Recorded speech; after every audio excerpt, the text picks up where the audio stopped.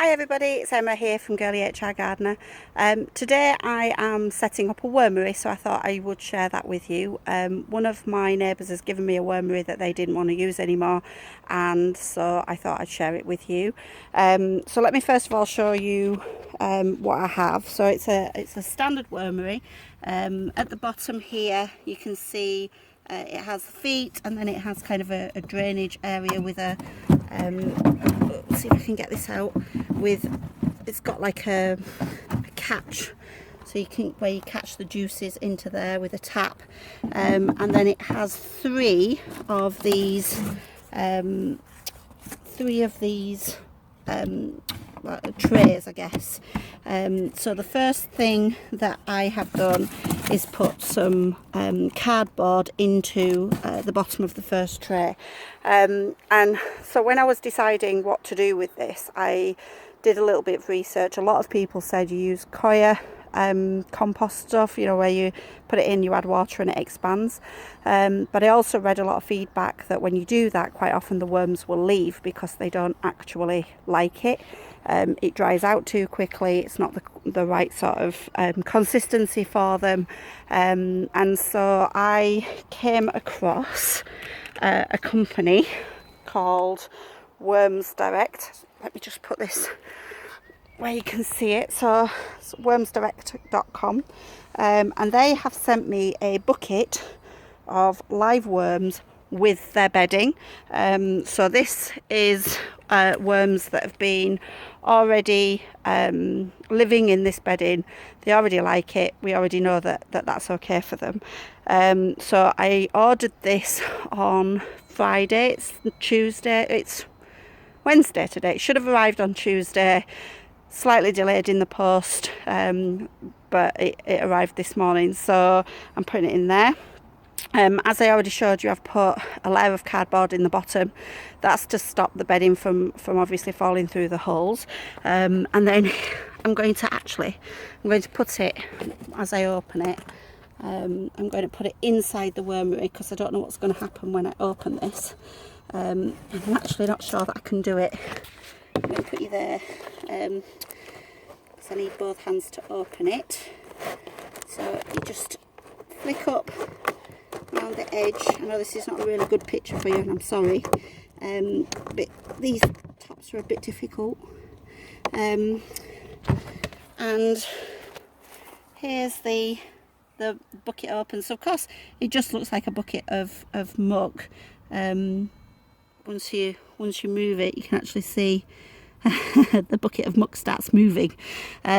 So what I'm going to do is carefully tip that into, in fact I'll just do that. So I'm going to carefully start to tip that into here. Just do it. Oh, there we go, all in one go. And there you can see all the worms, so I want to get those all in. Okay, so you can actually see there's loads and loads of worms. I'm hoping that you can see them. There's loads of worms in there, and they'll very quickly go back underneath to hide. I think you see some there, look, and they'll go back under and hide in there.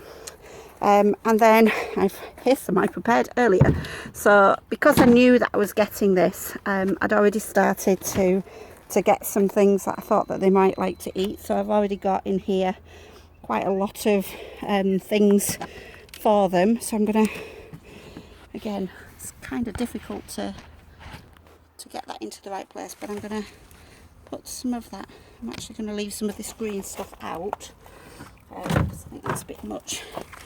But if I put some of this up, and they do like bread, so I've got some bread rolls, I've got some eggs, and various food stuffs that I've been collecting.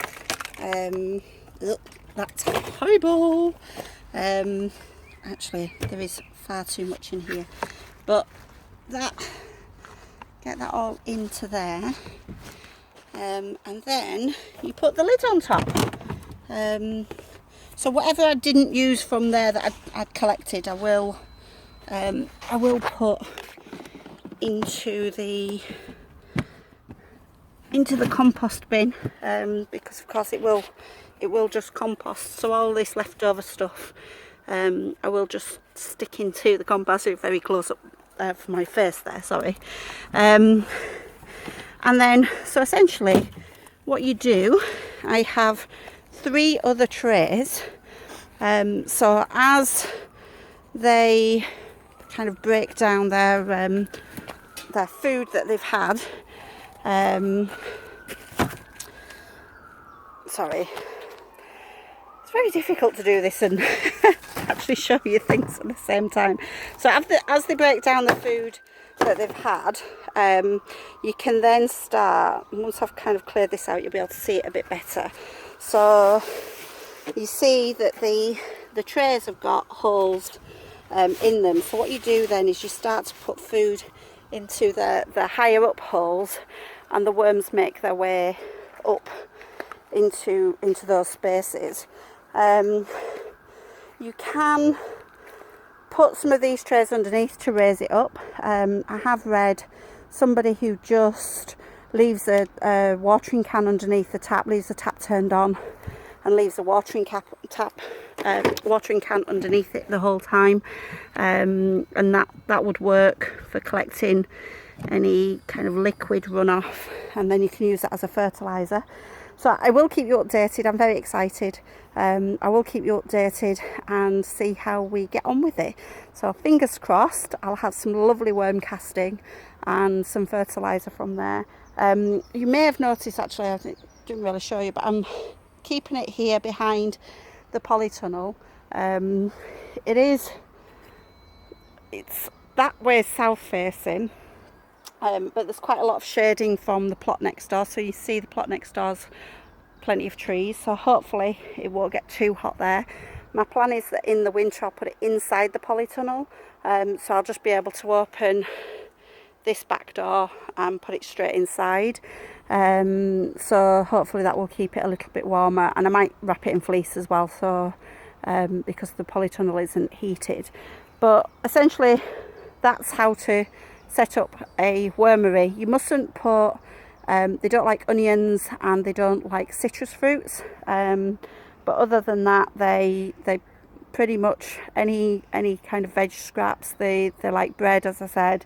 They like a lot of fruits actually: melons, bananas, pineapple, apples, grapes, peaches, plums, yeast, so you could put yeast in there, dead flowers, dead plants, that kind of thing. So the things that you would put in the compost can easily go in there. So fingers crossed they'll be happy. I'll leave them to it now, see how they get on, and I'll give you an update probably when I do the June tour in a week or so. Okay, so that's all for now. Happy gardening, everybody. Bye bye.